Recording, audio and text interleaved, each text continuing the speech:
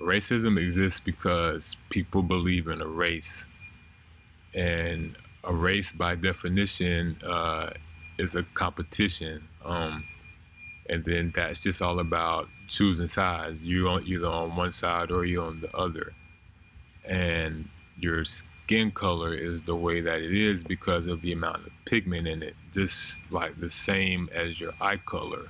Your eye color has pigment in it. That's what makes it blue or green or brown. So uh, luckily we don't have different races based on eye color, because then it would be a little harder to discriminate, and because people probably just wear shades or something. But it's kind of hard to hide your skin color, because that's kind of the first thing that a person generally looks at now. And again, it's only that color because of the amount of pigment in it. But then racism is applied to it because of the images that you hold and the stereotypes that uh, we've been told over time about what it means to be black and where blacks and African Americans come from, as well as the history of whites, uh, which again, half of that is just not really true. And when you talk about history, you're talking about um, what somebody who colonized, which basically took over. So somebody just came into a territory, killed off all the warriors, raped all the women, uh, and then brought up the existing children under certain a certain thought pattern. They said they changed the time, they changed the day, they told you what time and day it was, uh, and then we allowed them to divide us by letting them put put the thought that we were different because of the color of our skin. Uh, and then now, again, going with the stereotypes and the mental patterns and imagery that we run with that now.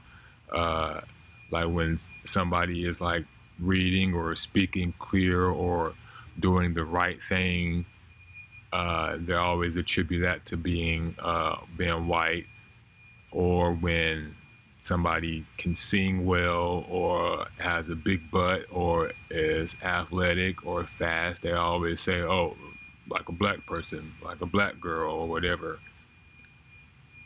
And so again, these are these thoughts that we have, that we verbalize, and we're okay with saying those. But then there is the other thoughts that you have in your head that you don't say, but you still think that, and you think that because of the images that they show you on TV and the images that they tell you in these stories about, again, where you think all dark skin come from, when it does not originate in Africa. Melanin does not originate in Africa.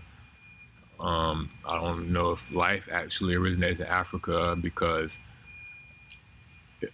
well, it wasn't even called Africa. We're using an English word to talk about something that gives us an idea of whatever it is. But you don't have to have these blind ideas anymore. You can find the truth, and the truth may be stranger than you think.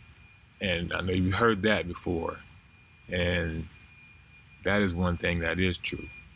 But if you could actually look at the person beside you and not see the color of their skin, then you wouldn't have a reason to do anything. And then you would hold yourself accountable for why you're actually upset at yourself, and you wouldn't take it out on the other race. race. it's obviously, race is the elephant in the room, and we all understand that. But unless it is talked about constantly, it's not going to get better. People get bored. Oh, is it that again? They pull in a race card again. Why do we have to talk about that? Well, because it's uncomfortable. And there has to be an uncomfortable element in the discourse for anything to change. Whether it's the LGBT movement or, women's suffrage, race, it doesn't matter. People have to be made to feel uncomfortable, and especially white people, because we're comfortable. We still have no clue of what being born white means. And if you read some of the recent literature, you'll realize it really is no such thing as whiteness. But we kind of made it up. That's not my original thought, but it's true.